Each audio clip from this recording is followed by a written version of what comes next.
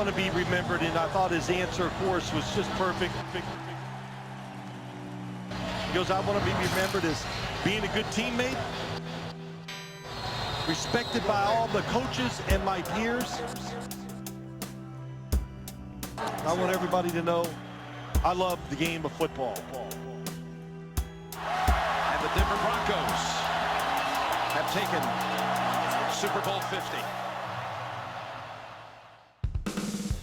Beer, Broncos, and Hello no BS. again, Broncos country. Welcome Really to excited Beer, to chop up some Broncos, Broncos. Orange Weekly. No politics, just football.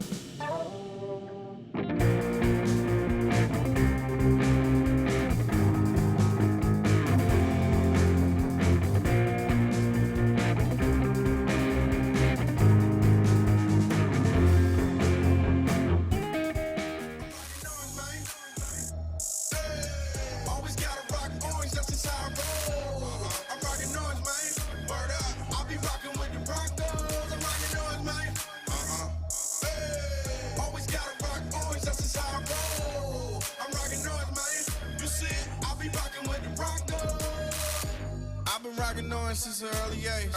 Not since 9-7, I ain't miss a game. Came up with TD and Rod Smith. I was riding with the team when they got the chip. Before the Chevrolets and the Lobster. I remember Elway's helicopters. I remember. I'm telling you, that man was a monster. Way before he had his hands on a roster. Way before. He turned the Broncos to a powerhouse. So you know I got a shout out to Johnny. Elway, he important, man. He the reason that I'm always rocking on his man.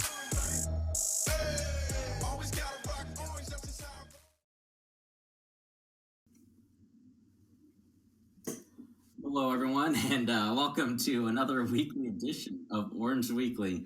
After Dark got caught off guard a little bit there, but we're all good. It's going to be another great talk tonight. Always fun talking after Denver Broncos win. Joining me tonight again is Kevin. I'm glad I deleted my tweet before Whitehead saw it. Dandino. Kevin, how are we doing?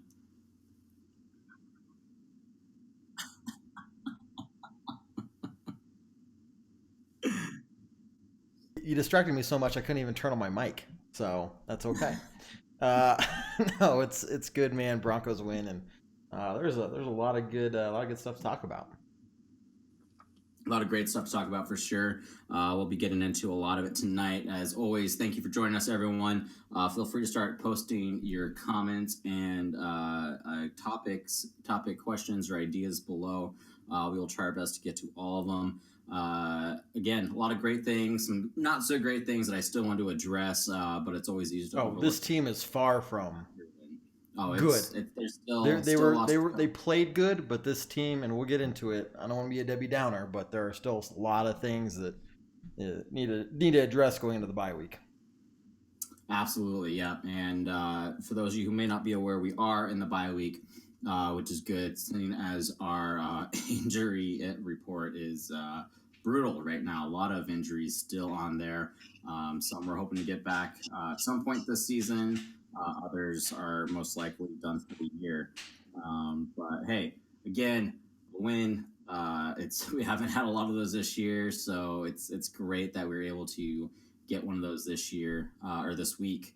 So Kev, again, quick recap. We usually do this after the losses, but hey, you can talk about some positives tonight. So give us your quick analysis, and we'll start diving into some specific topics.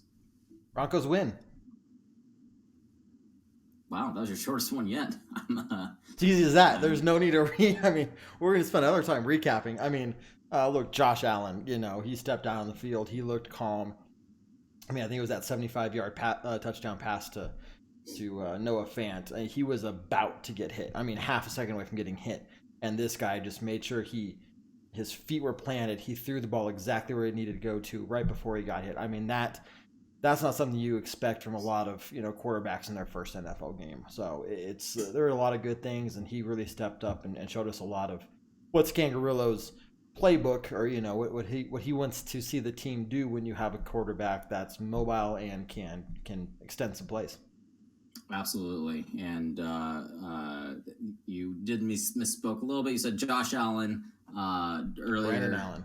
Brandon Allen, and there it is. Well, I'm just so used to saying Josh Allen all the time. Now we're saying Brandon Allen. Who is this guy? And here's the thing is all week since the time that Joe Flacco was announced IR or wasn't starting this week, obviously the question was, who's the backup? Response, Brandon Allen, inevitably followed by who? A good friend of mine who I talk a lot of Broncos shop with here in Seattle. We were joking around before this game that we have the bad Allen, that we have the bad Allen as a quarterback. After this week, hey, I think we got the good Allen. We got the good Allen. But that kind of leads into what I already know Broncos country is going to dive into, and that is Brandon Allen is the savior. We found our new quarterback of our franchise. Who cares about Drew Lock? Like, he got us this win. Look at all the great things he did. He could move. He could navigate the pocket. He could throw on the run. He got a win on his first ever start. And already you're shaking your head, and I think we agree on this one, is that Brandon Allen is trying out for a long-term backup position. Right. That is what he is doing right now. As far as what it means for the season is yet to be determined. As far as Tyler Columbus had an interesting tweet after the game, and that he said the good news is Brandon Allen is better than Flacco. The bad news is he thinks that Brandon Allen is going to do just well enough the rest of the year to keep starting. I mean, we're not going to see Drew Lock this year. And of course, that means going into the draft, having no idea, once again, what our actual quarterback picture looks like. And that could mean either skipping up on a quarterback or who knows what. But Kevin, what are your thoughts on that? So first off, apparently people think that I'm, you guys think I look like an inmate tonight. Am I serving time, as somebody asked? And I'm going to respond with, yes, I served 8 years in the Air Force. And now before I start my new job, I don't care. So yes, I did. And of course, people are mad at me that I said Josh Allen and all that stuff, but we moved past that. So that's an interesting take, because my first reaction, and I know I've heard them talking about this on the radio and stuff too, is, if he does keep starting. And now, my first reaction is just like yours. Well, now we're not going to see what Drew Lock is. We're going to go into the draft. We're going to skip over all these quarterbacks and get somebody else instead without knowing what Drew Lock is capable of. If Brandon Allen continues to play well and improve and look like he did now, again, we played the Browns. So, also the bar has been set very low for us Bronco fans this last year, because, Flacco's Flacco. But yeah, he did look good. He did play well. Now, the idea here that I have is, and Jason, I want to get your take on this. We see Brandon Allen play for the rest of the season. We go into this draft trying to use Drew Lock as trade bait to move either up in the draft or collect some second, third round draft picks and then draft another quarterback in the first round. And we never see Drew Lock play in a Broncos uniform. Yeah, it's an interesting take, and I don't see us being able to move up in the draft with Drew Lock, simply because no one has really seen him play. There's not a lot of stock in his value. I could see maybe some second, third round picks, right, and kind of building from there. But I unless there's another piece of the package, we're sending Drew Lock and other components. I don't see us moving up in the draft with just so ignore that part. Yeah, just second, third round picks. But that could be a reason we don't see Drew Lock at all. Absolutely, and that is a possibility again, especially with how heavy this draft is for quarterbacks. It's Drew Lock is definitely a big question mark, and really anytime you draft a quarterback, even in the first round, there's more question marks than not. I mean, we could go on a whole history of the NFL of first round QBs that didn't pan out at all. And even recently, there's a whole assortment of examples.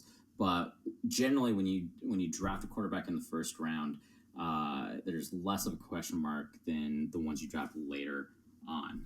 But again, the question is, what is Drew Lock even capable of? And we don't know, and we won't know unless we see him play. But again, in this team that has a mindset of we're trying to win as many games as possible still. If Brandon Allen's winning, why would you go away from that? And so I think the only way we end up seeing Drew Lock is once he's healthy, and if Brandon Allen starts struggling for whatever reason, it's going to be tough to get Drew Lock in there and get game time, in which case, again, I think we're put in a pretty bad position heading into the draft. Keith says Lock is Elway's boy. Joey thinks that long as Elway is around, we aren't drafting another quarterback next year in the first 2 rounds. So there's some things there. Now, I mean, I would like to think that John Elway, even knowing his past draft history, he is looking at this draft just like every single other person is looking at this and saying this is a very quarterback-heavy draft. We're going to have an early first-round pick. I mean, I'm thinking no higher than 12. 12 or less, 12 to 1, but it's not 1, but, I can't believe that John Elway will look at this and be like, no, we got the second-round quarterback we got last year. We're good. No thanks. I just think it makes more sense. Now, the last I heard was Drew Lock is supposed to be activated, supposed to start being able to play week 11. Activated week 11. He have to wait a couple weeks till he can play. So that still gives him the last 3 or 4 weeks of the season. But you're just right. If Brandon Allen is playing well, now, just like we're in a position right now, we have no quarterbacks, or we only have one quarterback that has played a game in the NFL, and that is Brandon Allen. So if we want him to be the backup of the future and, have that experience so that we don't find ourselves in this position of, again, having a starter and a backup that have never played a game in the NFL, well, that might be another argument to keep playing him through the rest of the season and then just, using Drew Lock as trade bait. Yeah, definitely saw a lot. And Joey just commented, is reporting look for Lock last 2 games. See, that's not enough. And I think that tells me right there, Joey, is we don't have an interest in keeping him next year. Because if we honestly did, we would want to get a much better idea. That tells me right there, we've already decided we're going to get a quarterback. And we're showing just enough of him to the NFL to show what he is maybe possible of accomplishing. Absolutely. And Scott Shelby, thanks again for joining us and all your comments. He says, by doing what they did with Flacco, it still gives him an opening for coming back next year. The smoke and mirrors are in place. Yes, at the same time, by restructuring his contract, last I read, none of next year's salary is guaranteed for Flacco. 13.5 or 13.6 million is guaranteed now after it was restructured. Yes. Okay, interesting. And that becomes interesting. What do we do with Flacco? And there's a lot of moving pieces with that. Scott says 10 mil guaranteed, maybe. Either way, it was 0 before. Now it's something. It definitely is a question mark of what do we do with Flacco. Do we try to trade him? Do we just cut our losses and have that dead money? Look, nobody wants Flacco. Everybody saw what he's done this year. Sorry, but he's washed up. I think we can still find a trade partner with him. Probably low value. But I mean, hey, keep in mind this is the NFL. There are desperate teams who are willing to try anything. Keep in mind what the Browns, and it takes me back to the Brock Osweiler contract fiasco. Once he signed that outrageous contract with the Texans realized how terrible it was. Everyone in the league still knew how terrible it was.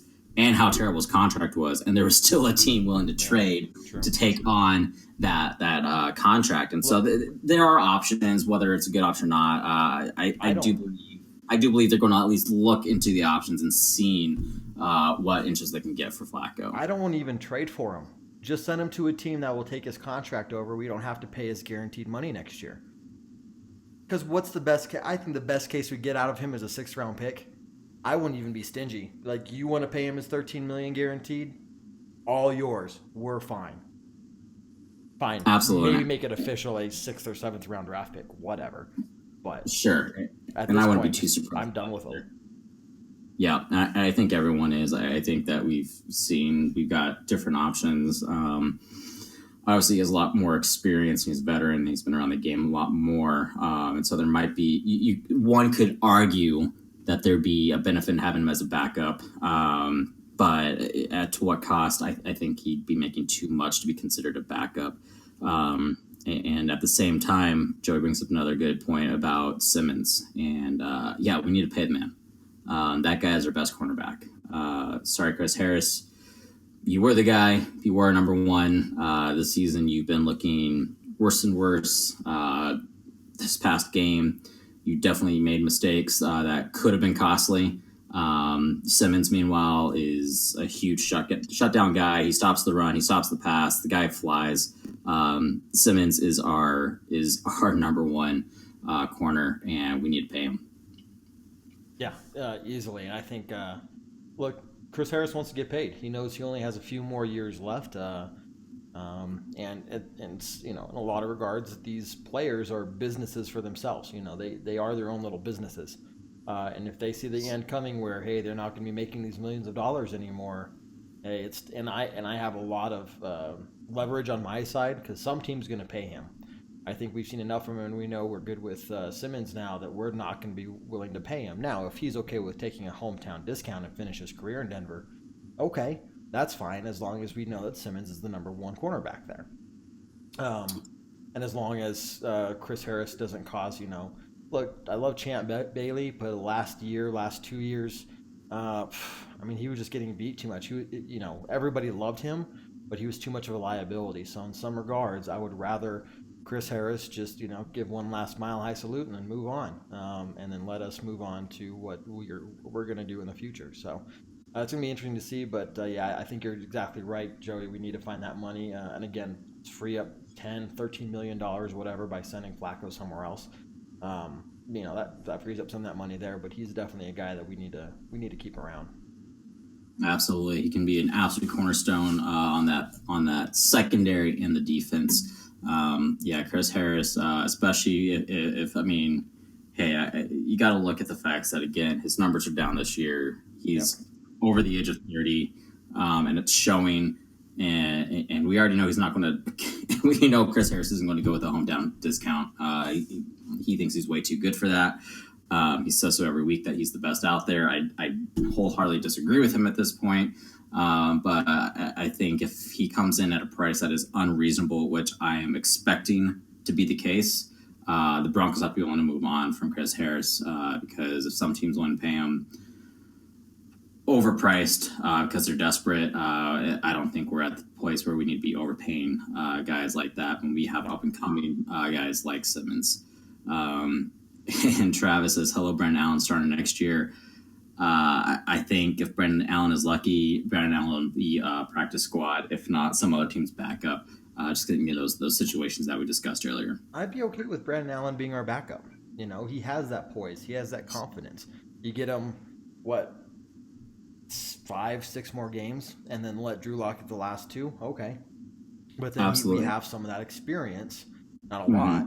But he has a lot of years of experience in the NFL, and we've seen what he's capable of. If he had to go into a game to, after whoever our starter is goes down, and we just need him to finish the game strong and not be stupid, well, after one game, it's one data point against the Browns. But my initial feeling is I would be okay with him going out on the field and being that guy that can at least get us through the rest of that game, especially if we have a lead or something. And the more experience he gets, the more data points we get, and we'll see if that stays the case. But after we saw this last week, look, he didn't know until officially Wednesday that he was going to be starting this game, and he played that well, that confidently. His pass percentage wasn't great. It wasn't terrible, but there's room for improvement. But he had only a certain number of days before he was like, yeah, this is really going to happen, and get that practice and that mentality going. So I don't think he could be a good, just like you said, a practice squad guy, just in case we need to bring him up. But if we're talking about, man, I don't want to sign Alex Smith. I don't want to bring some other, somebody in that's been a backup on some other team. If we know what he's doing, he's around this team, and he's played with these guys, that's what I'd like more than just bringing somebody else in. That's my take. Absolutely. And the other thing you got to take into consideration is this guy played with no pressure on him this game. I mean, if he went out and absolutely failed, well, hey, what can you expect? He hasn't played an NFL game. He was a 6th-round pick. There were over 1,400 days since his last football game that he played in. Literally, he had everything to gain and nothing to lose. And so when you're in a situation like that, you're able to take more risks because, again, who cares if it doesn't go your way? You weren't expected to succeed anyways. And so I think that's the other benefit he had this game that long term he may not have should we keep him, and if the more he plays, obviously, as well. And Travis, I think it's just you guys are throwing out a bunch of just quarterback names at this point. Eli Manning at this point. Let's just throw that name out there while we're at it. Get another Manning and hey, that's old, and see if that works. But no, it'll be an interesting quarterback situation. Eli Manning? Cooper, I think. Cooper Manning. Get Cooper to play. Why not? He's got to have some football blood in there. I know he hurt himself in college or whatever, but throw him out there. Whatever. A little bit of the bad here. Still an issue is our offensive line, clearly. And Keith throwing out Tim Tebow. Sorry, that was funny too. But golly, our offensive line, specifically Garrett Bowles, the guy is just bad. And I mean, we can you can say, oh, he did have a holding call towards the end of the game, or it was offsides, false start. Sorry, false start. I mean, the guy can't. I mean, I didn't even see it till the third replay. Yeah, I was there, but it was there. But then he follows it up with an egregious hold. I sent you a picture along with the rest of the Orange Weekly staff of picture that's clearly into the snap. The guy who's supposed to be blocking is already behind him, and it looks like he's just barely starting to stand up. I mean, the guy is just horrible. But again, we're stuck in a situation of what the heck do we do? I mean, the option that we had was James coming back. We're able to shift some things around, move Elijah Wilkinson over to that side, and get him out of there. And sure enough, James goes down right away. We have no idea what his timetable is yet. But man, I mean, this has got to be another area that has to be addressed this offseason, where clearly it doesn't matter what quarterback we throw back there. If he doesn't have 2 seconds to get rid of the ball, it's going to be a miserable season no matter what. We have to fix the Bulls situation because right now he's clearly the weakest link. Every team is sending their best pass rusher one-on-one against him, and he just can't keep up. He's unwilling to learn. He's unwilling to fix his mistakes. It's enough is enough. And again, right now there's nothing we can do because all of our options are injured. But man, we got to get him out of here. We've got to address that on the offseason, whether draft or free agency. Yeah, no, it's, again, linemen and tackles are as rare as quarterbacks. You find a really good quarterback, well, there's not many of them out there. Same thing for tackles. I don't know where we're going to get one. I'd like us to still draft a quarterback in the first round, especially if we're only going to see Drew Lock play for 2 games. It's one of those, look, the next time we're going to see a quarterback-heavy draft like this is not for another 2 to 3 years. And so if we're sitting here saying, well, we're okay with just having mediocre and maybe journeyman quarterbacks for the next 2 to 3 years, but we're going to spend this year drafting another left tackle in the first round. Well, look, I mean, it's one of those things, you don't want to put a good quarterback behind a bad line, but what it's going to take to build the line and then get a good quarterback at the same time, or at least shortly after. It's interesting. So I don't know what we're going to be able to do in free agency. I'd like to see us try to make something there.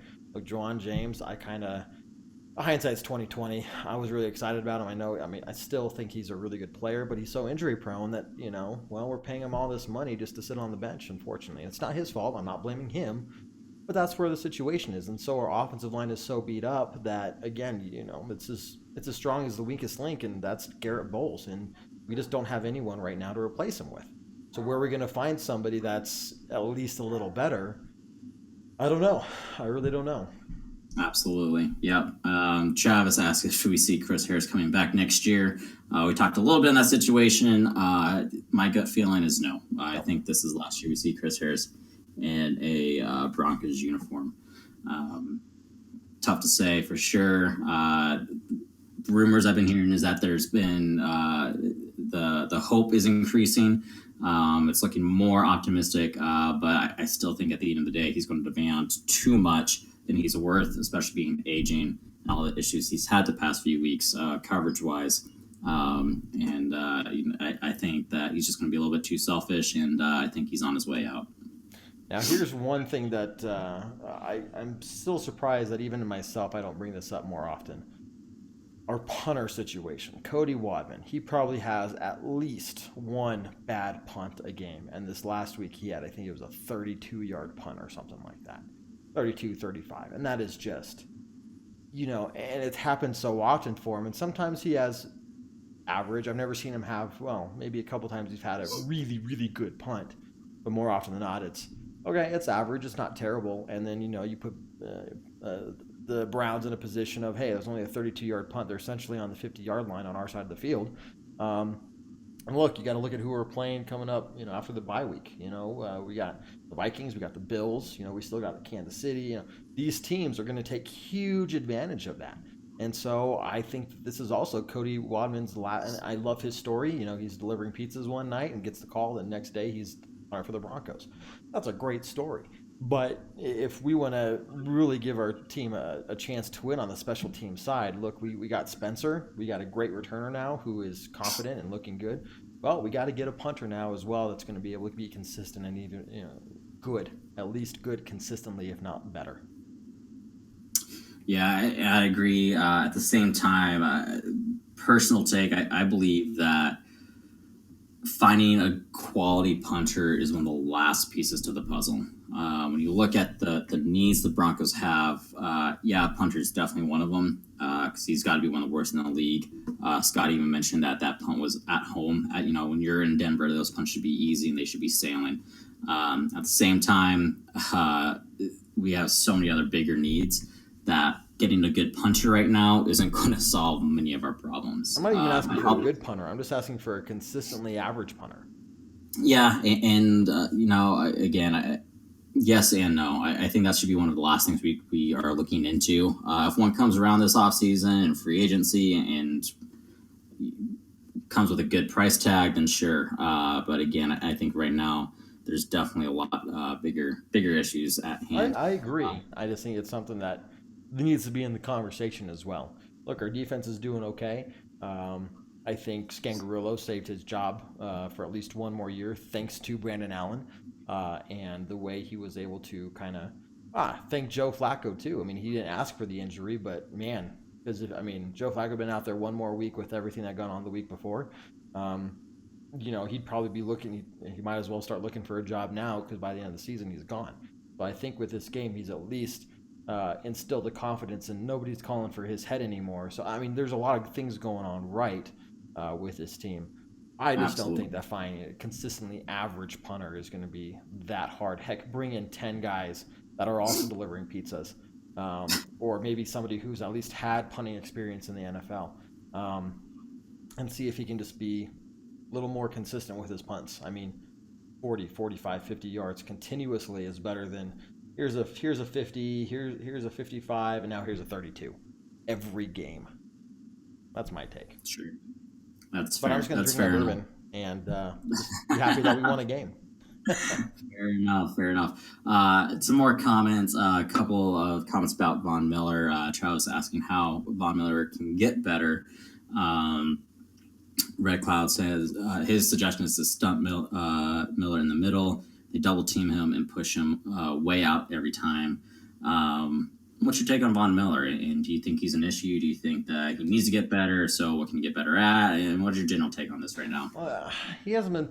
I really don't think he's been playing terrible. Look, he's still a threat on the field, right? For some reason, the Browns. There were several games this year where he could have had a breakout game, and I don't think I can't remember what game it was. Not the one of the 2 winning games we had before this. Anyway, he had one game where he did okay. You could see his presence on the field consistently. But he hasn't really had a breakout game where he's just wreaking havoc in the backfield. Man, this game should have been one of those chances for him. And, he almost got 1 sack. He got Brown's quarterback, by the ankles and just didn't get him down in time. But he's still a threat because the teams are still double teaming him, and that is still opening up. Now I'd like to see other players like Malik Reed or, Derek Wolfe is kind of standing through, getting some action there because it's taking the pressure off of them because you're double teaming Von Miller. I think if we saw Bradley Chubb out there still without, unfortunate for his injury, we're definitely missing him because I think that, this could have been a breakout year for him as well, and I think he knows that. So it's going to be interesting to see how he comes back from this partial ACL tear next year, how productive he's going to be. But let's face it, Von Miller's time is kind of running out. He's getting older, and eventually he's going to be more of a liability than anything. And I hate to say that, but I think in the next 3 to 5 years, that's an honest conversation we're going to be having. Yeah, and I personally think that Von Miller will retire as a Denver Bronco. Oh yeah, he's never going to leave anywhere. But yeah, which is good. And I personally think that it's a combination of Chubb's injury being doubly inflicted, not that just that Chubb is out, but now teams are able to double team Von Miller all the time, as opposed to having to pick and choose who do you double team, Miller or Chubb, because you can't double both of them. And so I think that's part of it. Honestly, though, I do think Von Miller is playing pretty well. I think part of it is we're seeing him drop back into coverage. That's part of Fangio's system, so he's not getting as many attempts at the quarterback as years past. And obviously, the more attempts you get, the more chances you have to get to the quarterback. But even, I think one of those potential breakout games you're talking about for me was the Colts. I mean, he got back to the quarterback multiple times, but couldn't bring Jacoby Brissett down. And we saw it again with the Browns. He's getting his chances right now. Just for whatever reason, things aren't going his way. And again, the Colts game was just there had to be at least 5-6 times where he got in the backfield and just couldn't quite finish it. But if you look at the game as a whole, I mean, he's still being a force on the field in the run game. He's keeping things contained. He's doing his job in the run game, and even the pass game. Again, he's double teaming. He's getting double teamed, which frees up other defenders such as Malik Reed and Wolf. So even though he's not getting the numbers that we are used to seeing out of him, I do think he's doing a great job still. I just, again, those sack numbers aren't there, but I do think that our defense wouldn't be operating nearly as well as it would be right now if it weren't for Von Miller doing his role that he's been assigned, and he's taking it to heart. He's learning it. Again, it's different, but I do think he's doing a good job with that. And speaking of, Travis asked, do you see Bradley Chubb, I'm guessing he means to say better next year and healthy? I do expect him to be healthy. Typical ACLs take roughly 9 months. NFL probably even a little bit sooner than that, just because their entire job at that point is rehab. But plenty of time before the next season for him to get fully healthy. And I see him to be a force to be reckoned with. Again, you mentioned this was probably a breakout year for him. A lot of people, still think that ACLs are a bit of a death sentence, but not anymore. I mean, the way surgeries are done anymore, medical care, treatment. Von Miller had an ACL tear early in his career as well, and didn't seem to slow him down. And so I don't expect it to be a long-term issue for Chubb. I do think he'll be back next year healthy, and I do think he's going to be definitely a force. And he was outstanding the few games he played. The guy finished a drive with a torn ACL, which is just mind-blowing. It shows his mental toughness, because that is extremely hard to do in the NFL. And so the fact that he was able to do that, I think just again shows that mental toughness, the mindset he had. I mean, he said, I think it still sticks out to me where he tweeted or he said to a reporter that he was grateful he tore his ACL because he was getting too complacent And I think, wow, if he's getting complacent, doing as well as he was, and he's taking this as an opportunity to get hungry again, the dude's going to be a beast. And I'm really looking forward to seeing him out there again, because I think he is, again, with his mental toughness, he's going to be healthy again. He's going to be hungry again. I think he's going to be a guy that no team in the NFL wants to line up against next year. Oh, it's going to be fun to see him come back. And what I'd like him to have the mentality of is knowing that, look, he has a couple years to really kind of make a name for himself and learn as much as he can from Von Miller, because, again, in 3 to 5 years, when he's kind of at the peak of his game, Von Miller's going to be kind of, not, and maybe even gone. And it's, it sucks to think about, but it happens with every player's career at some point, hopefully later rather than sooner, especially if they're good. But that's the fact of the matter. So he's got to hopefully have the mentality that he's going to be, not to say that he can fully replace Von Miller as the face of the Broncos, but he needs to be the one setting the tone. He needs to be the one that teams are planning against every single week and worried about every single week. And then, hopefully we find somebody good opposite of him as well and have that strong duo.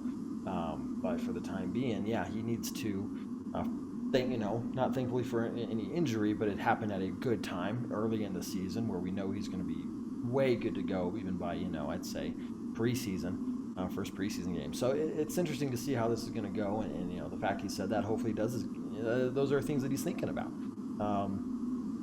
And man, it's going to be cool to see him though. It's going to be cool to see him after he gets really at the peak of his game, because even Von Miller wasn't really known until his, 3rd, 4th year, until he kind of really started amping it up.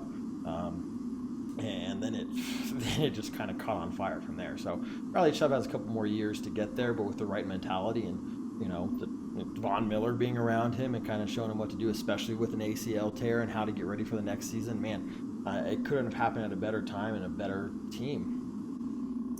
Absolutely. Yeah. Couldn't agree anymore. Travis, that's an excellent question that I don't mind diving into again. We got into it a decent amount last week, but we'll for sure dive into that again this week. But before that, why don't we take just a quick break? And Kev, why don't you lay out our Patreon and the wonderful things that people can get and what that's all about.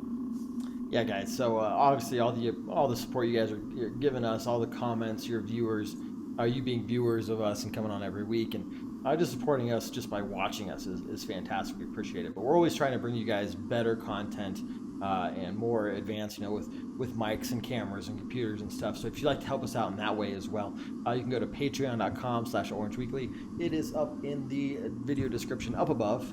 For some reason, you don't want to click it. You just want to go to patreon.com. You can search for us, Orange Weekly, there as well. Like I said, all that money goes straight back to you guys in terms of the shows and podcasts we produce. None of it goes to our pockets. I could use a couple $5 every now and then for a pizza or something, but no, seriously, does not go back to us. We give monthly prize. We do monthly prize drawings, and we're also going to do an end of the year prize as well. Drawing for kind of a grand prize, if you will. We're thinking a jersey or something, but as we get closer to the end of the season, we'll figure that out. But here's the thing, guys: if you donate $1 for 1 month, you don't only get entered into that month's prize drawing, but you're also going to be entered into the end of the season prize drawing as well. So if you donate $1, you get 1 entry for that month, and then say you donate for 5 months, well, you get 5 drawing entries into the drawing for the end of the season. So lots of things there that really we're just trying to give back to you guys as much as possible. And we're not going to make money off the Patreon in terms of putting in our pockets. Hopefully we get some sponsors who will kind of help us get there. But in terms of your guys' donations, it's going straight back to you guys, 100%. Also, guys, just don't forget that we have a ton of content even during this bye week. I know other people it's kind of going to be dwindling down as everyone takes a break. Here at Orange Weekly, we're not really taking too much of a break. We still got this show tonight. We got our Tuesday show tomorrow night, 7 p.m. Mountain Time, Bourbon, Broncos, and OBS.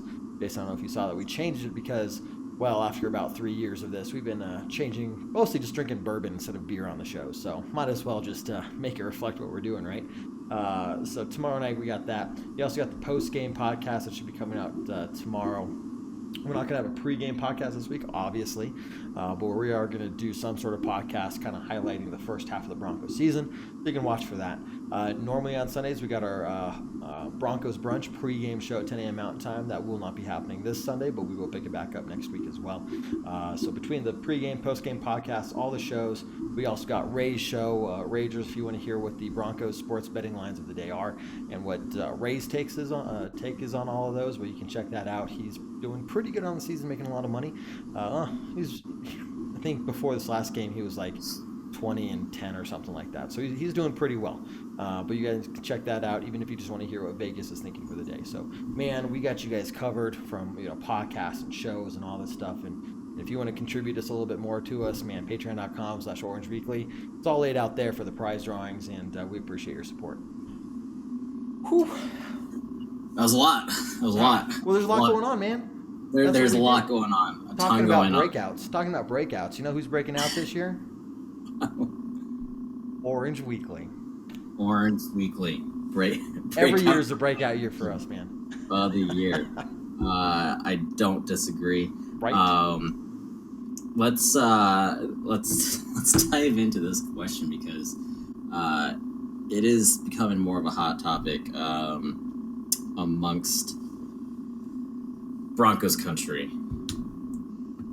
Definitely amongst Orange Weekly.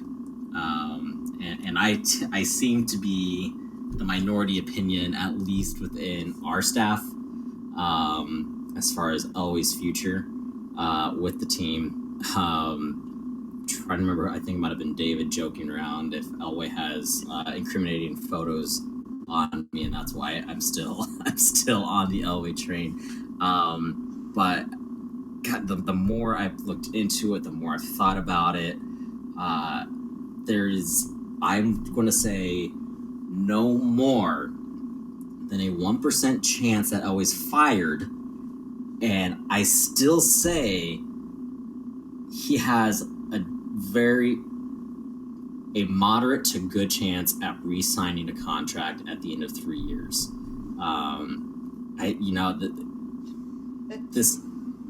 And here's the thing: we don't really know. We don't know at this point. We see the last 3 years worth of data points. What if the team turns it around the next 2 years? The last 2 years of the contract, we have winning seasons, we make it to the playoffs.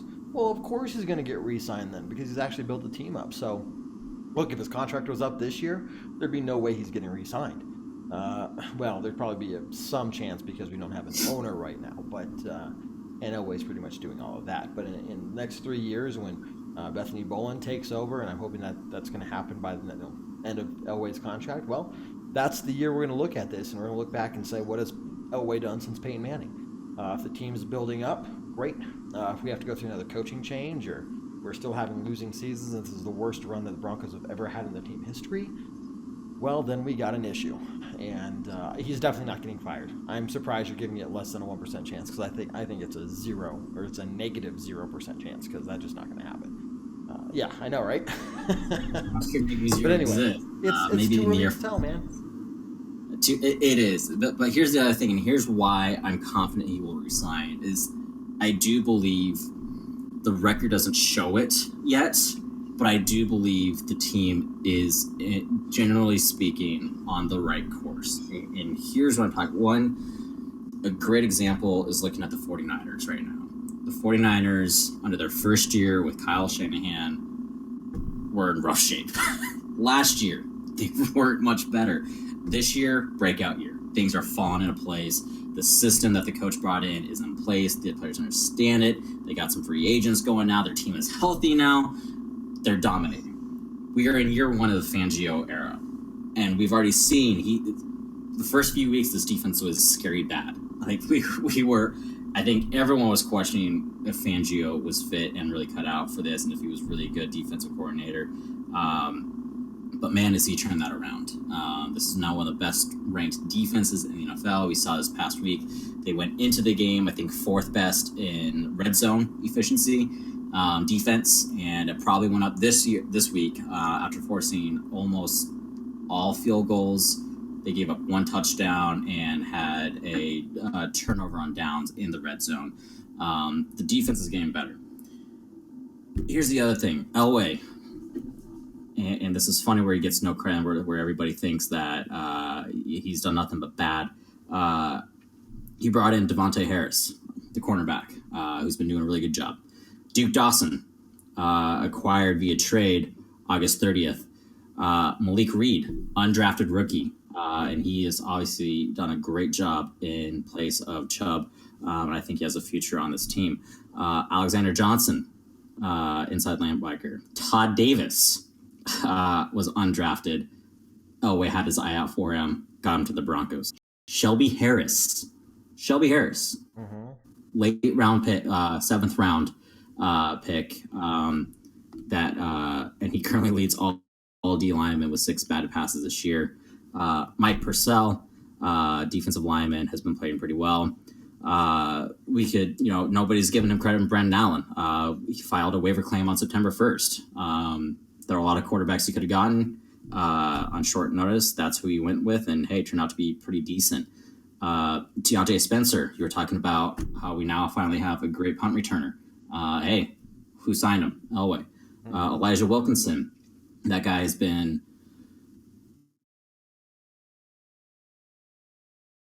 hurt this year. Our offensive line could be in much, much worse shape if it weren't for Wilkinson able to come in, and Wilkinson can play anywhere on that offensive line, meaning that whenever James is healthy this year, next year, whenever, we can move him over to where Bowles is playing and shore that up. And the last one on this list, Philip Lindsay, undrafted rookie that Elway brought in, Pro Bowl rookie year.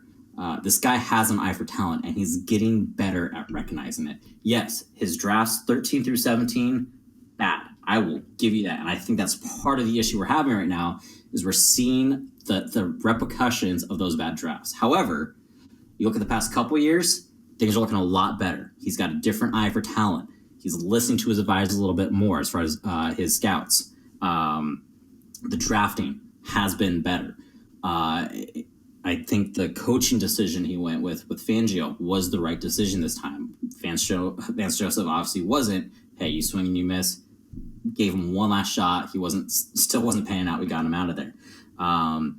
We could give him credit for hiring Mike Kubiak, who brought it in our last Super Bowl. That was always choice to bring Kubiak in as the head coach, and it worked. And who knows what position we'd be in if Kubiak didn't decide to temporarily retire due to health concerns. My point being is Elway has been successful. Yes, we are in the midst of a bad era right now. Hiring Vance Joseph had a huge role in that. That being said, he's bringing in a lot of talent. I think we're finally on the upswing, and I do think within the next couple of years, this will be a competitive playoff caliber team if we can keep these players that I mentioned, which I do think we'd be able to, generally speaking, because he has shown his ability to manage cap space. And I know you talked previous weeks about how easy it was to bring people in with Peyton Manning, which sure, but you got to keep in mind, you still got to manage that salary cap, because that's a very real issue in the NFL. And you're able to bring in those players and manage that cap. So he's shown ability to manage salary cap as well. So, hey, I think this team is on the upswing. Again, we are 3 bad drives, 3 unfortunate penalty calls away from having a totally different discussion right now. We're talking playoffs. And I think that is how close we were missing. And that's why I truly believe this team is finally on the upswing. We're in the right direction. Give it a couple more years. We're going to be a competitive playoff caliber team, and Elway will have nothing to worry about as far as job is concerned. Scott That's says, I'm stepping off my box now. Scott says Bryce Callahan maybe. And the official the theory, the conspiracy theory here at Orange Weekly is that Bryce Callahan does not exist. We know he played for the Bears, and now we just have not seen him since he left. So maybe he went to Europe, or maybe he just, I don't know, just decided to not show. I don't know, but he just doesn't exist, is the conspiracy theory here at Orange Weekly. Official conspiracy theory. But yeah, maybe Bryce. And first off, I can appreciate the amount of research you went into. I mean, you looked up all these players. That's fantastic, man. You're not wrong. You're not wrong in any of that. But can I hear that again? Well, no. But there's a but here. It doesn't matter how many talented people you bring in and how good they play. And at the end of the day, as much as I completely agree that we are 3 bad drives away from having a very different conversation, we are having this conversation. It amounts to wins and losses. And so while we can sit here and say that John Elway is bringing in good people, talented people, he's getting a better eye for draft picks and undrafted free agents and people that are free agents to bring them in and trades and stuff. It's all fantastic. But until... And I do agree, we're on the upswing. I think next year is going to be different, a different conversation. But as we are right now, it's all about wins and losses and getting into the playoffs. And, by 2.5 years from now, where John Elway his contract is coming up, if all of that has not translated into wins, I just don't think that it's going to be there. So this is a conversation where 3 years from now, we're going to have a much better idea of what's going on. I really hope we don't have to talk negatively about that when it comes there. It's like we can talk more about what you just said. Elway's really improved. We can see over the last 5 years how he's turned things around. Now we're winning again. We have a really solid team that has depth to it, and we keep bringing in better people. Now people want to play for us, and we're being competitive against the Chiefs every single year. We might even be better than them in some regards. I think it's a very strong possibility that's the kind of conversation we're going to be having in the next 2 to 3 years.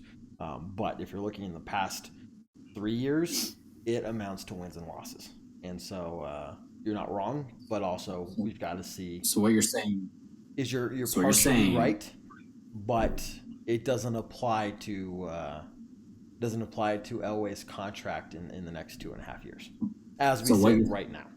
So what you're saying is it amounts to wins and losses.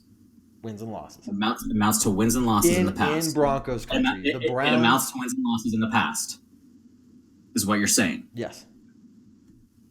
John Elway had the highest win percentage as a GM his first 6 years. Sure. Not too far removed from that. And, okay, it's because of Peyton Manning. You're not wrong. It's about wins and losses. It's about wins and losses.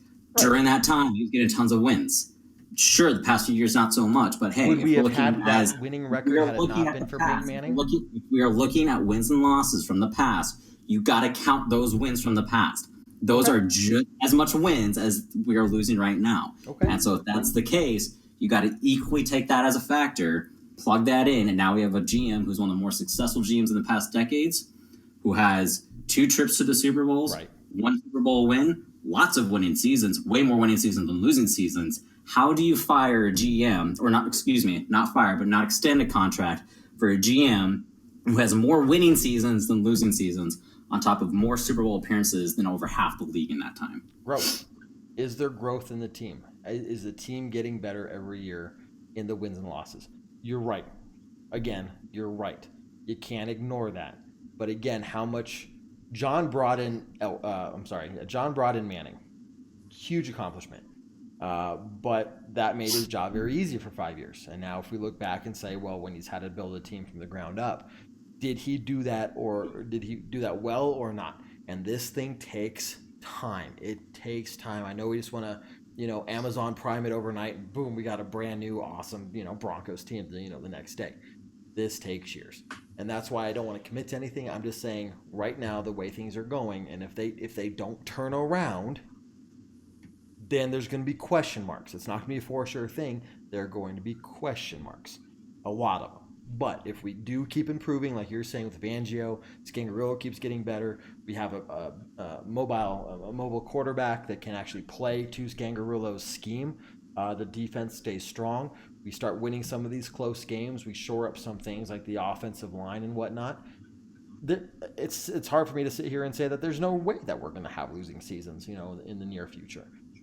In which case, there's no reason to say that John Elway wouldn't have a contract extension. But for the way it is right now, and I know it's a very hot topic, and we can probably just leave it at this, but for now, it's just a wait and see game. But it depends on where things go in the next couple of years. And again, that's not going to make it definitive. It's just going to leave a lot of question marks where people are going to be sitting here saying, is it going to happen or not, versus, oh, he's definitely getting re-signed. I'm counting this as a win for me in that you said. You know what? So guys, if you and I like this because said, hold on. No.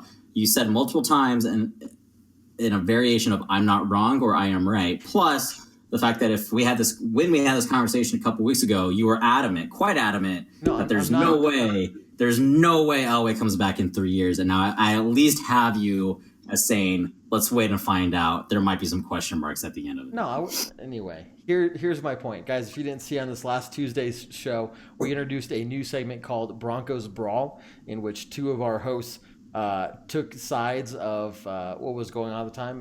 Last week it was Scangarullo versus Flacco, and we let you guys decide who had the better argument.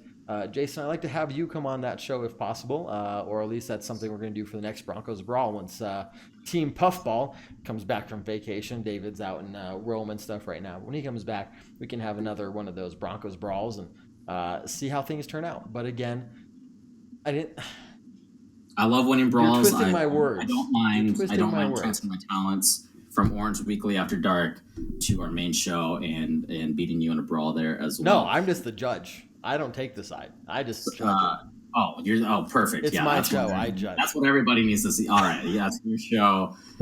Can't wait to see how unbiased that one is. Scott, I got to mention a couple of your comments as they are killing me on the inside. First one was in reference to Bryce Callahan. We were talking about the conspiracy. He says he's in the mascot uniform. So the plot thickens. Bryce Callahan might be our mascot right now. Scott, I didn't even see that. That is fantastic. I still don't think he even exists, but hey, he might be the mascot. On top of that, he says the cat on the field of the Dallas game tonight scored a more impressive touchdown than Flacco did all year. That's cold. That is, don't get me wrong, I'm not a fan of Joe Flacco, but I don't know if you can do Flacco like that. That's that one's rough. And then his final one. Yeah, he's on to something there. And then Scott, it was like soccer tie. I don't believe in ties. And that's ties don't exist in this world. That's not how this show operates. Maybe in his show where he's the judge and can give a tie because he wants to be a fence setter, that's fine. But hey, Orange Weekly After Dark, there are no ties, only victories for me. Travis, you said it was a tie too. Shame on you too. This is much better than football. We don't tie here at Orange Weekly. Karen says you never like to win, and I would say that she knows you pretty well. So I never like to win. Yeah, that's what Karen says. I do nothing but hashtag mom. I do nothing but win, and everybody knows that as well. I've got rings to show for it as well. Moving on. We won. Do you know what that means? What's that? Mile High Salute is going to be given out today, which is fantastic. So I'll let you needs to start posting theirs first.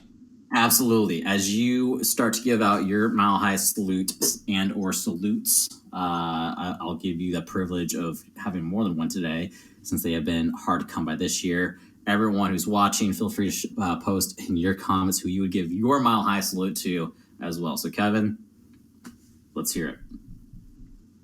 I kind of don't want to give away the obvious. I'm gonna let you give the obvious one here in a little bit.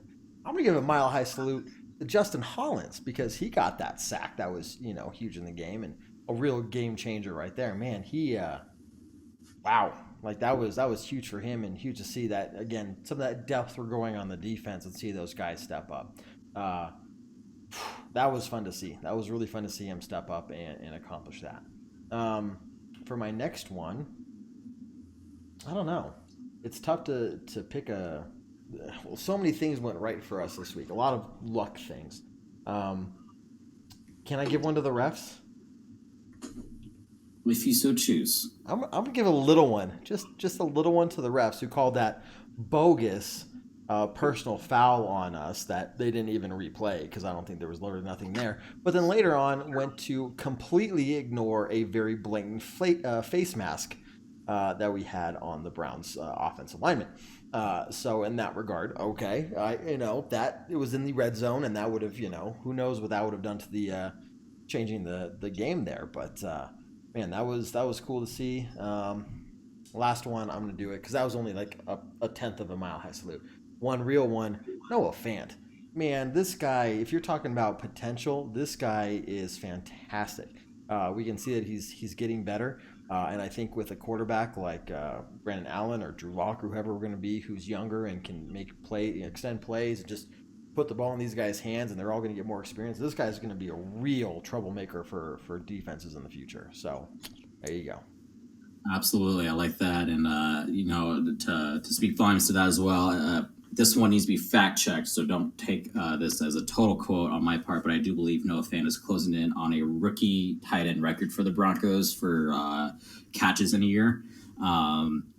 And I do believe he's actually on pace to be, and I can't remember the exact numbers, but something like the first tight end since Gronkowski in 2014, and only one of the few to have, and this is where I don't remember the numbers, but a certain amount of catches for a certain amount of yards. I think it's over 500 yards in the season or something like that with a certain amount of catches.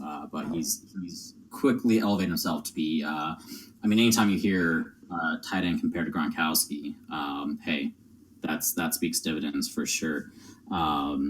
Travis gave his mile high salute to Brandon Allen. I think that was the obvious one, so I'll move forward from that.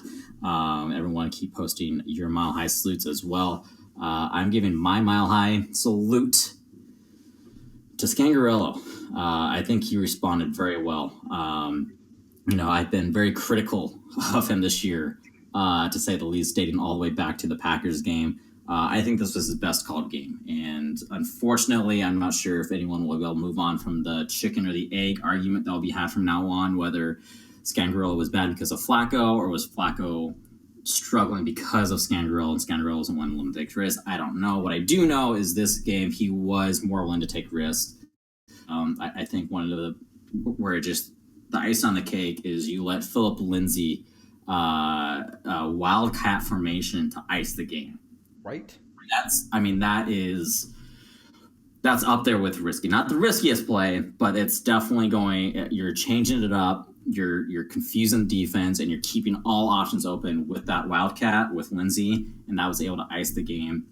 You saw, deeper throws, a lot better, just more risk throughout the game. And I think this was his best call game as far as staying consistent with what was working for the team, and not trying to get too cute once you got to the red zone, allowing the offense to play their strengths and not being, again, too cute or too safe. I think it was his best called game, which was great to see. So Scangarello, mile high salute to you. And hey, Travis, appreciate that comment. And in response to that, a mile high freaking salute to you fans out there. Everyone here watching our Orange Weekly and Broncos country in general. It's not been the best season for sure, a couple seasons, but hey, we're all hanging in there doing our best. So that's what I got for mile high salutes. I like Scott. Scott's been funny tonight. I think Scott's watched our show before, but mile high salute to Joe Flacco's neck. That's just funny right there. Are you kidding me? That's hilarious. I love it, Scott. That's awesome. Hot take. I don't know if you can give a mile high salute to injuries, but I'll allow it to slide on this time. That being said, as we start to wrap up our show, guys, you've been awesome. Post any final comments or thoughts you guys might have. Kev, why don't you quickly dive into the content that we still have coming up this week, even though it's a bye week, as you mentioned, but dive into what our wonderful fans can continue to look forward to. Yeah, definitely. So once again, guys, tomorrow night, Bourbon Broncos, no BS, 7 p.m. Mountain Time, right here on Facebook, Twitter, YouTube Live, all those good places to watch us. We also got the post-game podcast coming out probably tomorrow, I think, is when it's going to hit the waves. You can listen to all our podcasts on Spotify, iTunes, Google Play, pretty much wherever you listen to your podcasts. Search for us there, you'll find us. Man, after that, it's gonna die down a little bit. We are gonna have another, instead of a pregame podcast, we're gonna have a bye-week podcast of sorts, going back and looking at the first half of the season and kind of talking about what's gonna come up in the second half of the season. Nothing on Sunday for game day because obviously, it's a bye week for us as well on game day. And then we're gonna ramp it back up next week with everything except for the post-game podcast. So shows, Monday night show, Tuesday night show, all that stuff as we look forward to the Vikings. One thing, so guys, we are here for you even during the bye week. I hope you guys join us, and let's all take a little breather, just like the players are. Now, one closing thought here is, the Players Union, the Players Association, has mandated that in a bye week, the players do not get or cannot practice for 4 days. Give them at least 4 days off following their game in the bye week. Interesting thing is Coach Fangio and company have decided to give them the entire week off. Probably some pluses and minuses to that, but interesting stat is that since the Players Association has implemented this rule, there used to be an advantage for the teams coming off their bye week because they had a lot of time to prep, study, talk, work together, keep that flow going, that momentum going, and rest up and be very well prepared for that next week's game. Well, come to find out, since they've implemented this rule, those bye week teams don't have an advantage nearly like they did. And in fact, I think it's even a losing record for teams coming off their bye week because you're essentially taking them out of their flow, out of their rhythm for 4 days. Yeah, it's good to get them rest, but at the same time, it's very clearly not working out in terms of the winning percentage coming off your bye week. So it's gonna be interesting to see how we look, especially after having an entire week off. And so we're going to the Vikings next. It's going to be tough. Yeah, they just lost to the Chiefs' third-string quarterback, barely, but they'll be looking for, I don't remember who they're playing this week, but even by the time we come to play them, they're going to be looking for really kind of starting to solidify their playoff spot and their ranking in the division. So something to think about. Yeah, absolutely. And keep in mind the Broncos don't exactly have the easiest of schedules to close out the season as well. It's going to be challenging for sure, but I'm sure the bye week podcast will address that as we talk about the remainder of the season, what we have to look forward to from that. So, hey, at the end of the day, a win's a win, and we can confidently say we can have another couple weeks before we lose again. Do you see how I labeled the show here? Broncos versus bye week? I think we'll come out on top. Maybe. I think we have a good chance on this one. If we were the Dolphins or the Jets, that might not be the case, but I think we're good enough to beat the bye week. Hey, again, everyone, thanks again for watching. Another great night. It was awesome talking to all of you. Feel free, again, to check out our Patreon. The link will be in the description of the video, I believe, as well as the description of the page. You can find it there. One quick click, and you're there to the page. And then you can just close your eyes, type in some numbers, and whatever happens. I think we call that Broncos roulette, Orange Weekly roulette even, to see what happens and see what the If somebody donates $100, they're going to get an automatic gift. Like, that's just... Look at that. Look at the great things that happen at Orange Weekly. There we go. $100 automatic gift from the one and only Kevin. I beat bye week Standino. As great as that was, I'm proud of myself sometimes. Hey, check out the rest of our content coming out. Enjoy the rest on Sunday yourselves. You don't have to stress out over a game. Make sure you guys get your rest and recovery as well. So, Kevin, any last second thoughts? I kind of give you all my thoughts. Enjoy the week off, guys. But we're going to be here for you even through the bye. Absolutely. Everyone take care. And, hey, go Broncos. Go Broncos. See you tomorrow night.